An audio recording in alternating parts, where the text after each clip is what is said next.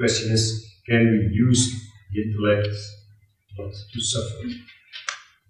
Great question. And it made me think of an aphorism from Patanjali Yoga-darshan.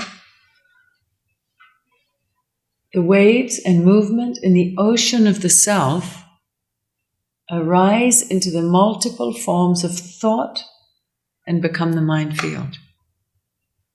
Such a beautiful way to see self and mind, how they seemingly two things that we separate all the time. I from my mind. We're now seeing it from this perspective, holistic. The waves and movements in the ocean of the self arise into multiple forms of thought and become the mind field. When waves, and the word for a wave is vritti, and it's deeper than just thought. Sometimes vritti is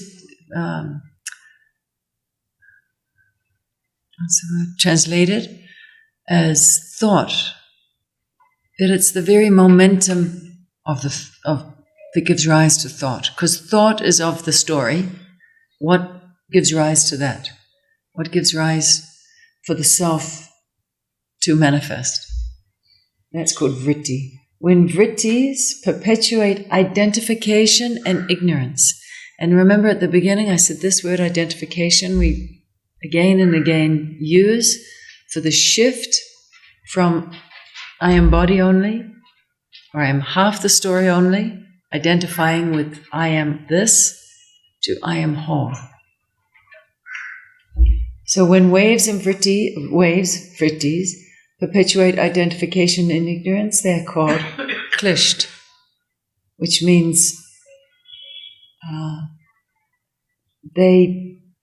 it says when they perpetuate identification and ignorance, meaning another way to say it, they're not helpful. It is the same vritti, when they bring about true knowledge of the self with the soul, they are called aklisht. So the same mind, directed towards individuality, perpetuating separation, and thereby conflict, is klisht. It will perpetuate ignorance, which means ignorance is meaning only knowing half the story. What the other half you are ignoring. So it is ignorance. It can be the same way. Yes, it's the same wave. So yes, now ask your question again. In the light of the, ask your question again, even just reading it as it was, but with this as the background to answer it. The question was, can we use our intelligence not to suffer?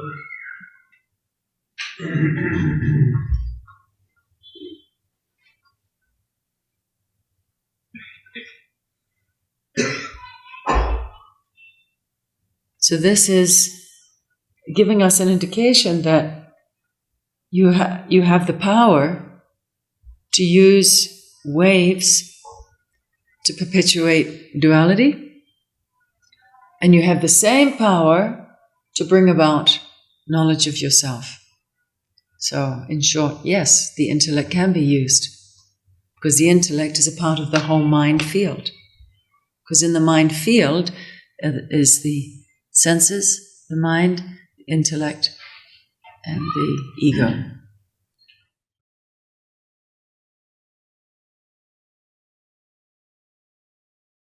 It's not about having an answer, it's about going deep with it. Yes. Making it your truth, making it your living reality, not just a theory. So again and again, you ponder on the same questions. Well, we have to pass time. You can pass time suffering, or you can pass time inquiring. What do you prefer? But this word perpetuate is interesting too, because by nature, the mind is identified with I am body. That's its first lesson. It had to be. Because if we didn't first know how to use the body, we'd be completely defunct. So we've become mature through the identification I am body. But it's not fully mature. It's only mature in a human context that you've left school and you don't have to live with your mummy and daddy anymore and you have to cook your own food. That's kind of what mature means. But people are still acting out as children, with children consciousness. It's a child consciousness, looking for blame. But now, what is perpetuating identification and ignorance? And what is that can bring about the knowledge of the self with the soul, meaning your soul is just another word of saying your person.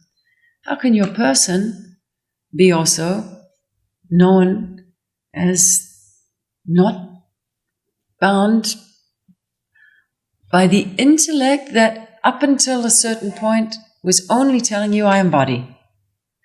That was its first entrance into the world. This is your mummy, this is your daddy, this is your name, this is your body, this is your gender. And now you go to school to learn all the qualities, good and bad, that belong to those things. You have a good mummy, a bad daddy, a good body, a bad body, a good mind, a bad mind, good, bad, good, bad, good, bad, good, bad. She's right, she's wrong, she's good, she's bad, she's the. So this is how we learn about differences, and then it's called being mature. And it's not a matured consciousness, it's matured in the knowledge of differences.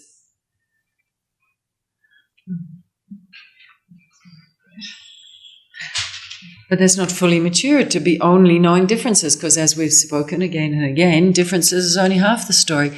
This is only the arising of multiple forms. It's not about the ocean. So half the story is of the multiple forms of differences. As soon as you have differences, you have qualities, and then you have categorization. What is good, what is not good? Who is right, who is not right? Who was fair, who was not fair? Who said what to who and what? All of different, in the field of differences. No wonder we suffer, because it is completely a limited state of consciousness. So who is it in us that is suffering? The one who knows that I don't have to suffer in my limitations. So now, do I want to ignore that my whole life? The one who is saying, hey, rise up out of the small, petty details.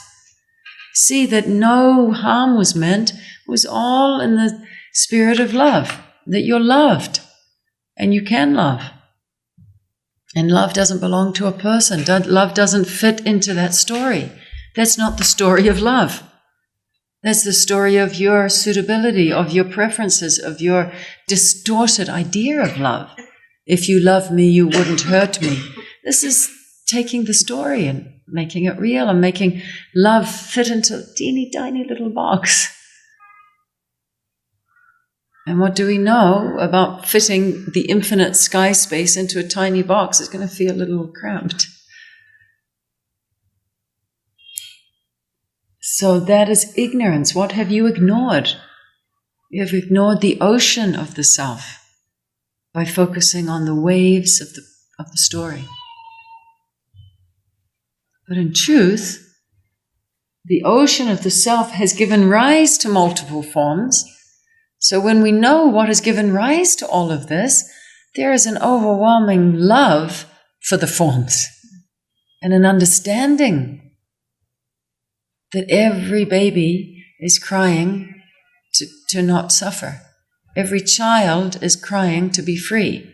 Every adult is crying to know their own self. Because we have identified only with the vritti, the waves, and ignored the ocean. I am that which my mind tells me I am. Because it was trained to say, Rebecca, you are good at sports and bad in studies. So I took it on, because that's what was fed into my mind. So what did I start? I started describing myself how my mind described me. How was my mind describing me? How other people saw my body and the qualities belonging to my body. And we wonder why we feel bound, because we're living someone else's reality. You're good at this. You're not good at this. I wanted to be a veterinarian when I was young because I loved animals. And when you're 8, you can just choose any profession. You don't think, oh, practically I might have to go to school, I might have to do this. I want to be a vet, I want to be an astronaut. Oh, boys want to be firemen. They want to, it's like, you think you want to let kids play because they're 8, 9. It's not stuck. And someone said to me, oh, but you have to be very intelligent to be a vet. And I hated school, so I had to cross out. So then I remember an adult asked me, what do you want to be when you grow older? I said, I want to be a vet, but I'm not intelligent enough. I took it on. I didn't say it with any I'm not. I just took it on. It was just fact. So I just disregarded it because, so much study. Then I thought, I want to be a geologist. I went through a phase of being interested in rocks. And I want to be a geologist. And another adult, when I said, I want to be a geologist, they said, oh, that is a lesser science. What is it? Chemistry, physics, and whatever. Biology, I guess. Biology. Are they upper sciences and all the others are lesser sciences? So I didn't want to go for lesser. So geology across. It's just saying we believe what we're told. What's fed into the mind through the circumstances we find ourselves in is shaped in a certain way, and we say, I am that shape. So the earthen jug is shaped in all different kinds of shapes. You say, I am a jug, and my purpose is only to hold water. And someone comes and says, you are earth. No, not earth. That's way too big, because earth is everywhere. I'm only a jug. My purpose is only to hold water.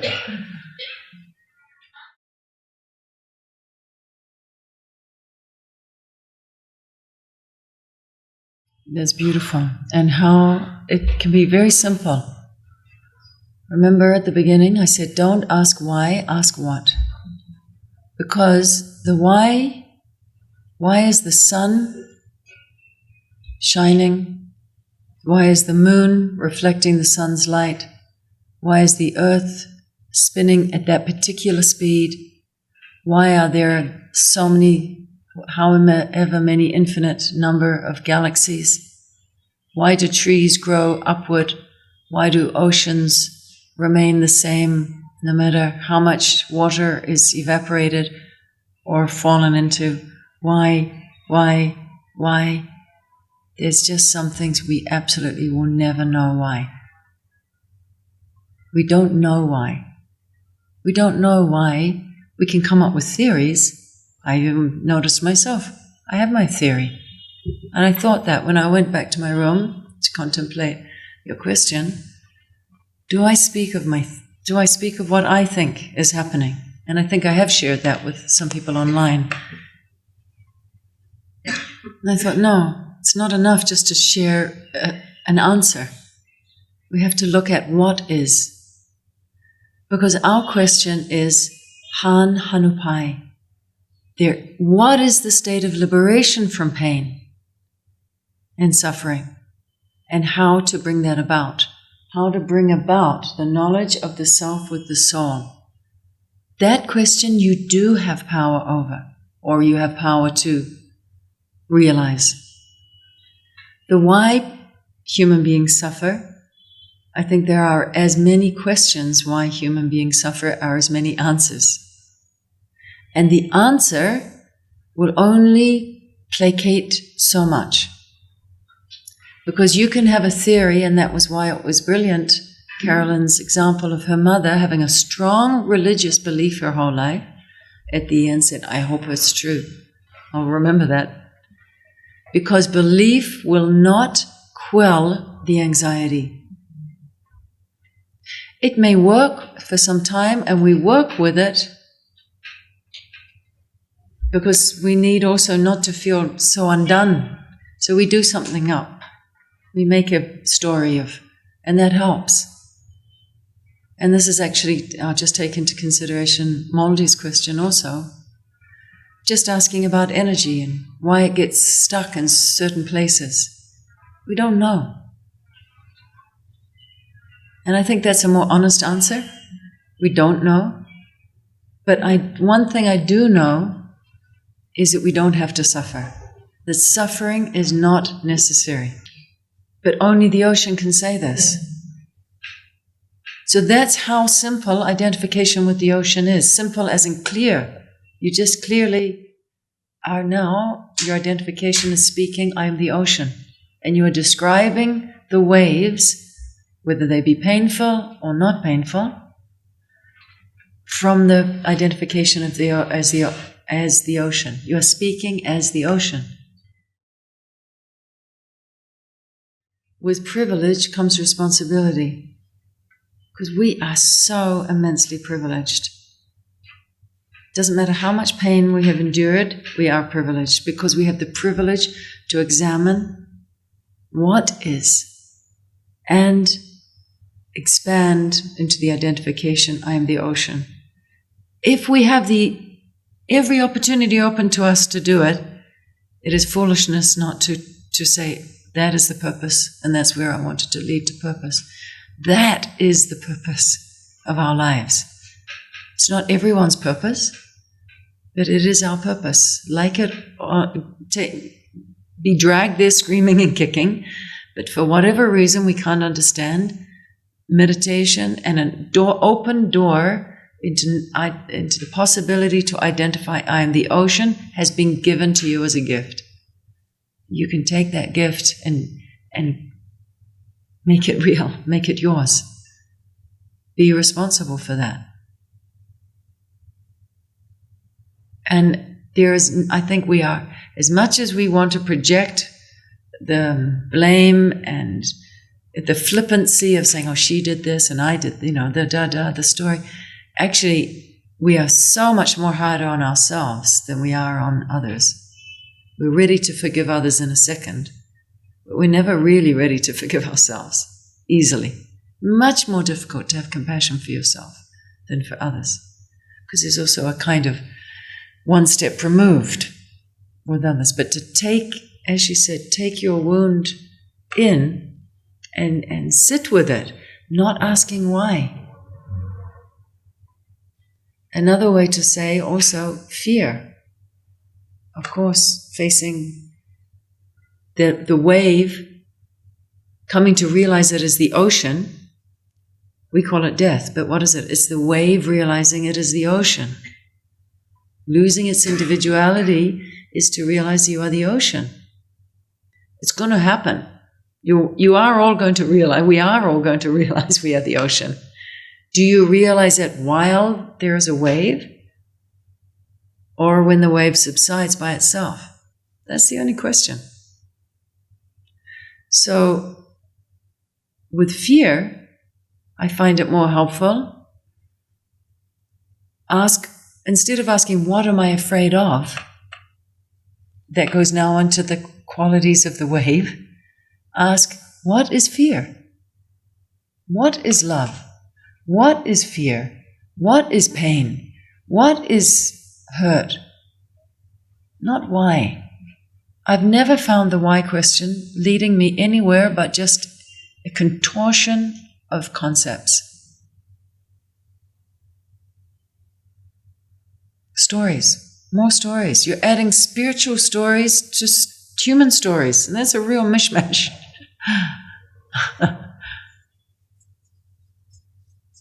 Then you have spiritual guilt. This I can really describe the mishmash really well because I've lived it.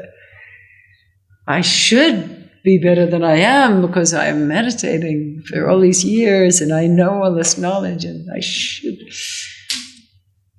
So all questions that come about whether they are on physical level, whether it's about money, security, relationships, your health, your emotional body, your energetic body, your honor, the ego body.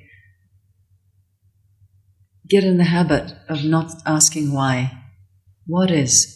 Sit as the ocean, looking at what is.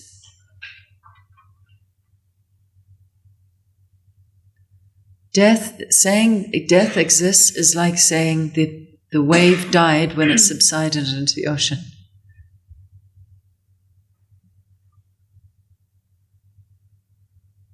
So from a human perspective, which means from a physical perspective, from a relative point of view, from the relative intellect that is identified with body only, death is horrifically fearful. That's why human beings have had to create big stories and big movements to keep supporting the stories and go to battle over a story. It's insane. An ideology. How many people have been murdered because of an idea? Because one person had an idea that this is what it is, and another person had an idea, no, this is what it is. And it's all from the why question, not from the what question.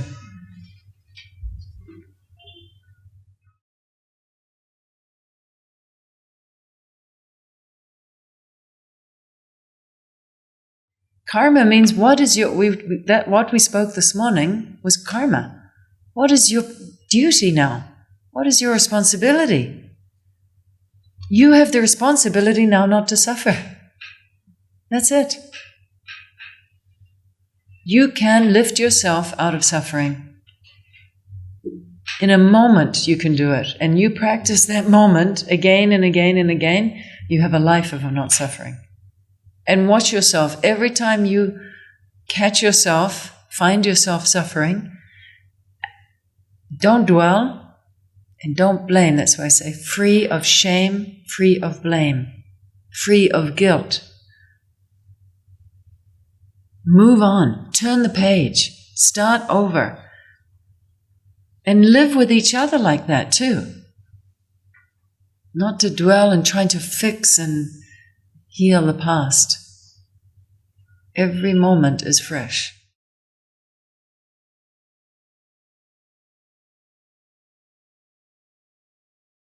You are telling me what I am according to my physical qualities, because that's what I first heard. You are good, you are not good, you are right, you are wrong. Essentially, what is it? As we spoke at the very beginning, the very first thing you learned was, I don't know anything, I am helpless, I'm small. Now you're going to try and improve on that knowledge? Leave that knowledge. It doesn't fit you. It doesn't behoove you. Your responsibility is far greater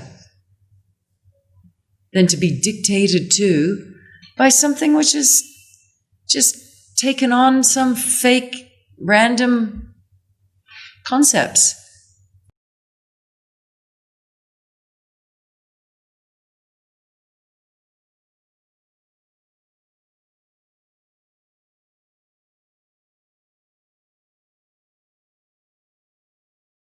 So this is not applying to the physical level.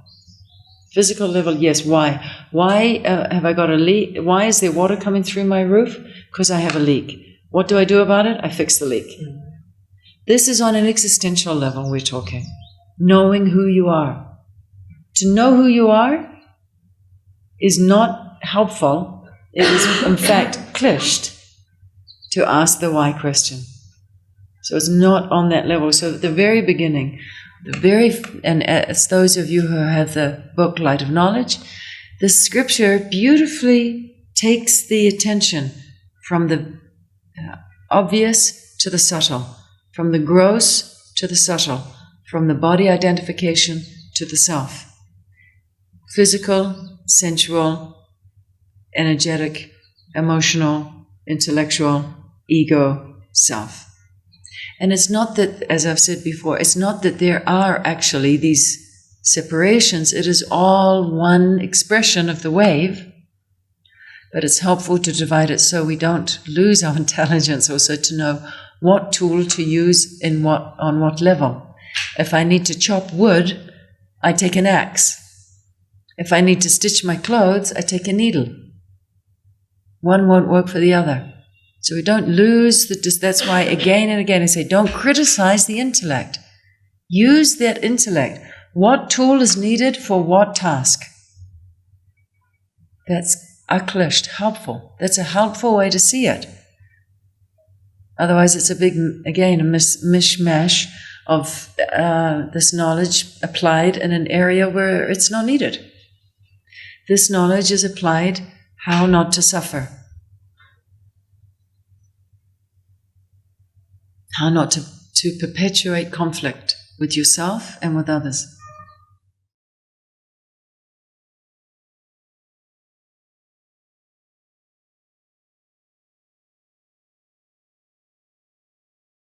The purpose is not to this body linger forever. It won't. What do we really want? We don't want to live in these bodies forever, actually.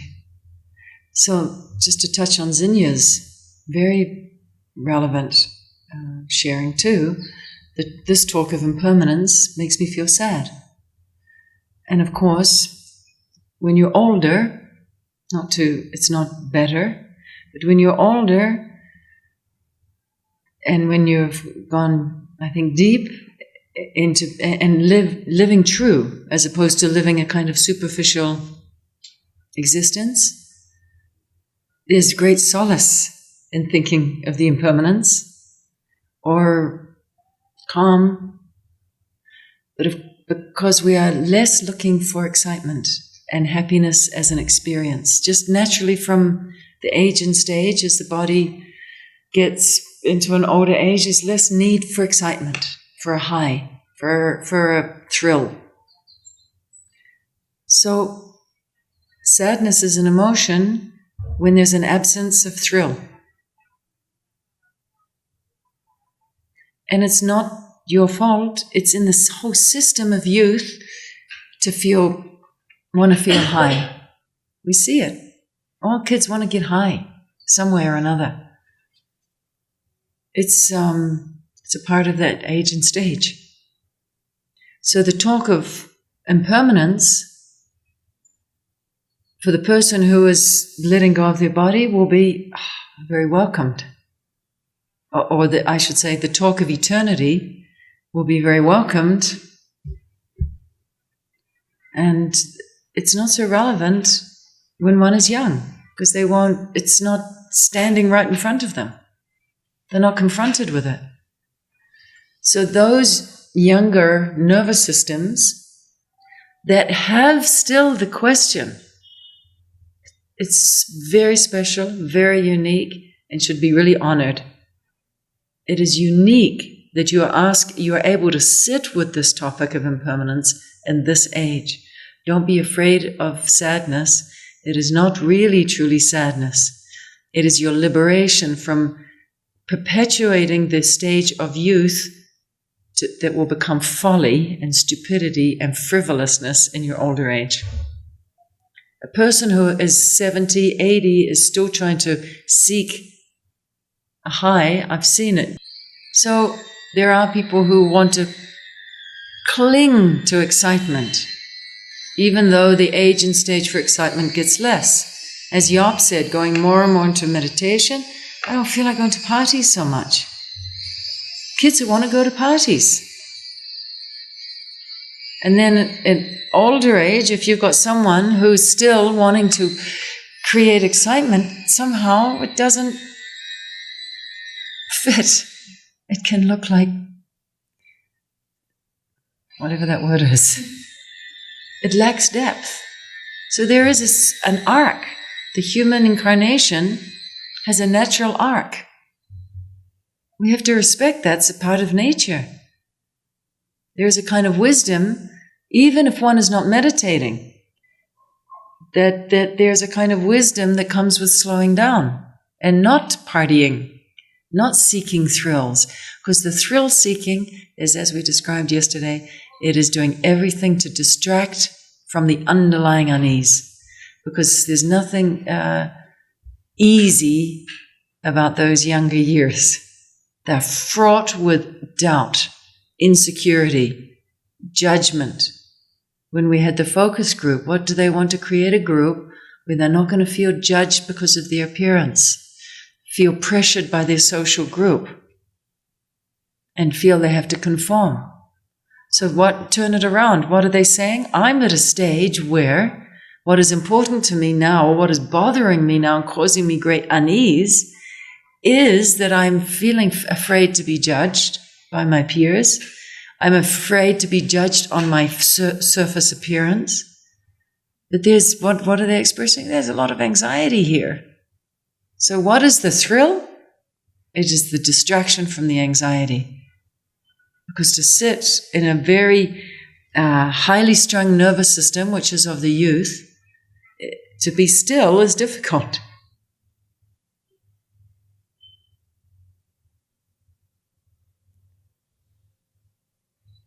So when Vairagya, which is disillusionment of the thrill, that you're watching everyone have a thrill and you're sitting there like, why can I not feel it? Why does it not get me excited? Or why do I pretend, I get into it and I pretend to be excited in order to be accepted, but it doesn't quite fit. I think we've all had these experiences. Why does everyone else look bubbly and happy and carefree? I'm not feeling it. In truth, everyone is feeling the same as you. How deceived are we? How distracted are we?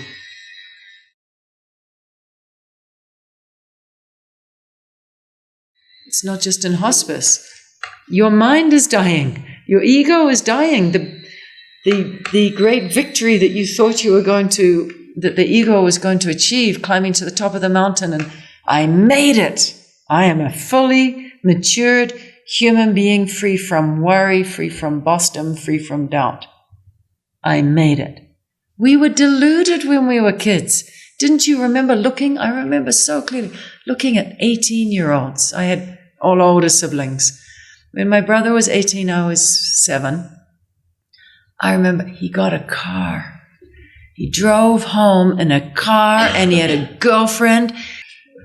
God, he made it. My parents aren't bossing him anymore. They can't tell him what to do. He's got his own car. He's got his own girlfriend. And he can do what he's doing. And my sister came home from France. She left as if like me and came home after 2 years completely changed. She suddenly had, there was the era, it was in the 60s, so the dark kohl and the beret. And she smoked cigarettes in front of my parents. She made it. I'm going to make it. I'm going to make it. I'm going to make it. One day that will be me. And I never reached there. Because I was deceived that smoking cigarettes and having a car and having a girlfriend was freedom. Because in my little mind at that time, my freedom, I imagined I wasn't free because my parents could still tell me what to do. I was bossed. I was dominated. In domination, there's no freedom. Teachers bossed me. Parents bossed me.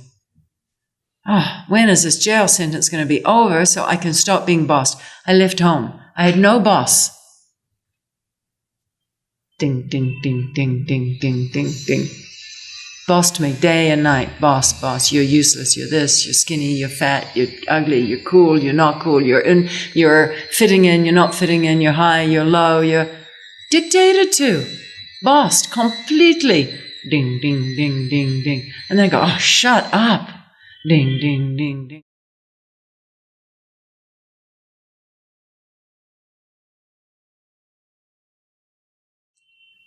Just watch. Keep watching. It can't, whatever energy blocks we feel, you just have to, with compassion, with love, just sit with it. Sit with it. Sit with it. Sit with it. It will open. That's all. Don't be afraid of it. Just sit with it. Unmix the intellect from the sensation. The intellect is the why. The intellect is wanting to put it in a category. this or that. That's the mechanism of the intellect. It's always very obvious. Is it this or is it that? Because if you come up with a reason why, it's going to be this as opposed to that. Just sit with it, sit with it, sit with it. And you, very rightly, if it's too intense, get up and walk. That's also sitting with it. Open your eyes, move. So with energy, the mind has no clue how to understand energy. Just as the mind actually has no clue how to understand how vast you are. So the best we can do is see the deception of who we have thought we are. Which is another way of saying, see what we are not. Not in terms of rejecting, but see, or I prefer maybe to say it, see what is only half the story and open to the full. Just, you know it. Just sit and be. And you have a tendency to want to be quiet. So it's no wonder the throat energy is going to feel uncomfortable too. Use your voice. Don't be afraid. Speak satsang, even if it's to yourself. Write if you don't want to speak. But speak in your mind, satsang, satsang, satsang. You have the great ability to do that because you're finished with your stories. So now is the time, because you've wanted to be quiet because you don't want to talk your stories, because you know they're not you. You see the delusion of it. Now maybe you can speak satsang. To Yop, to yourself, to the mirror, to the trees, maybe to also people, your clients. Speak satsang. Maybe that's why it wants to open. Speak. Speak your truth.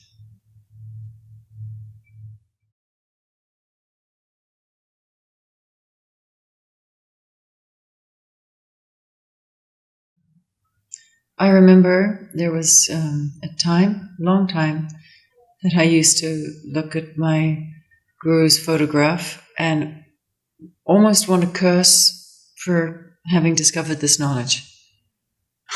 Really, because it was seeming like I was losing everything. And why did I come here? Why did I have to meet you? Now everything is being ripped away from me. Everything is being ripped away from me. And I'm being confronted by loss and loss and loss. Loss of all the things that I was holding on to.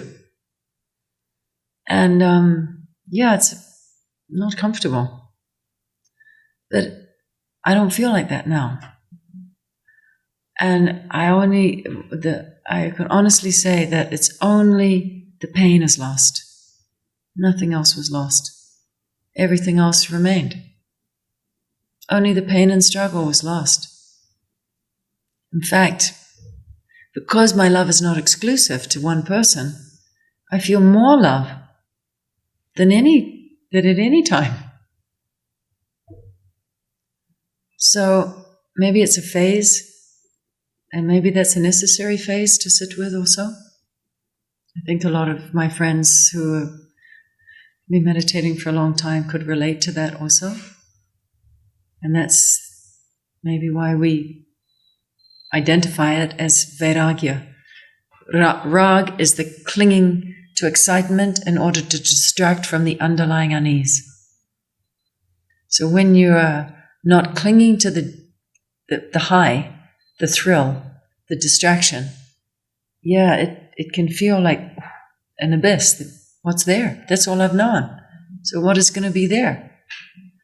So that's vairagya, comes with vivek, discrimination, discernment. That becomes now the work. What is changing? What is unchanging?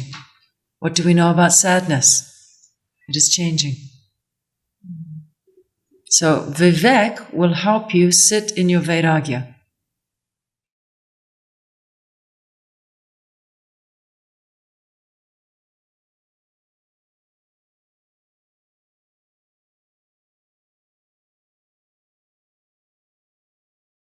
So I love the bird analogy because what is our true nature is to be free.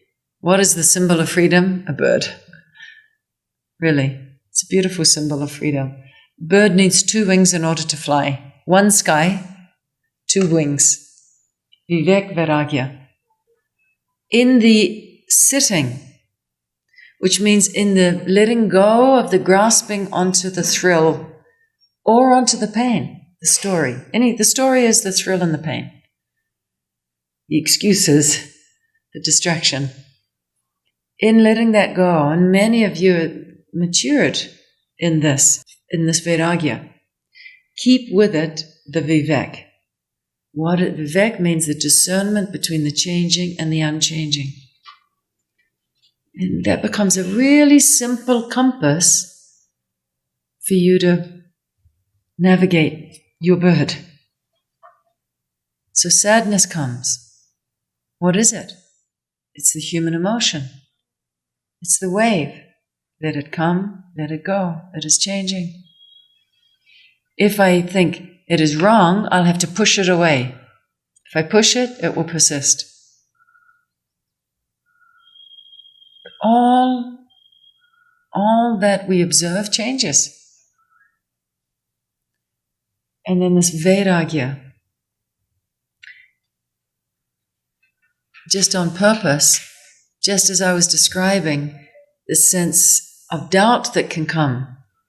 What's wrong with me? I can't feel the bubbling joy, loving, if you can sit, my mum lives on a big promenade on the ocean, just around the corner from the city. So a lot of after work or in the weekends, couples come and promenade on Oriental Parade, and they're holding hands, they're sitting watching the sunset.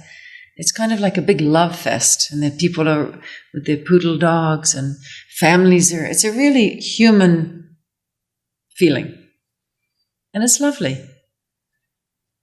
And my mum, after she'd divorced, lived on this parade. And she would, in the week, be busy with bridge and her friends and socializing. But then most of her friends who were married, because that generation didn't easily divorce, most of her friends were still married, probably miserable in their marriage, but they stayed in there anyway. And she said the weekends were so difficult. She said, I was fine in the week. The weekends were so hard because I'd look out of my window and everyone had a partner or a family. She'd feel terribly lonely in the weekends. Everyone is having fun and I'm not. I'm watching life rather than participating in life. I think we've all felt this. This is Vairagya not understood as to what it really is. It is Vairagya which is not understood to be actually a great power to go beyond the exclusive love and to realize the oceanic love. Why it is that you have that state of Vairagya open in you, we don't know. That's why I say for years I wanted to reverse the clock. I want to unlearn. I want to pretend I wasn't exposed to this knowledge. I want to go back. The pain, the human pain, was more comfortable than this existential pain. I can only say you can't go back. And it's so incredibly, rewarding is not the right word, liberating. When you realize, as Nisargadatta said, you lose nothing. You lose only suffering. So this is why the other bird that we're going to discuss is satsang and meditation. They also go together like 2 wings of a bird. Because meditation is the deepening of the Vairagya, and the satsang is the Vivek, helping ourselves navigate our understanding of Vairagya, that it is not loss, it is not existential pain, it is actually liberation from pain. So the satsang, which is the talk and bringing out this discernment, what are we doing now is discerning. What is this? What is that? What is this? What is this? Not why is it? What was I experiencing as a youth? It was a deep vairagya. Because for some unknown and ever unknown reason, we were given the luxury, the privilege to stand in the knowledge of that true self. As Susan said, when you identify with the ocean, your true self, that's the only place for being of any help. Otherwise, you're just imposing your opinion, your theories, your beliefs, your ideas, which can never hold true because they are not underlying. They are of differences, of wavering, of changing. So Vivek Vairagya, satsang and meditation. In order to fly, you need two wings. One bird, two wings. You could say, come from it from two angles. Let's just take 5 minutes. Turn what is seeming to be loss into the knowledge of the ocean, eternal, ever-present, indestructible, unchanging.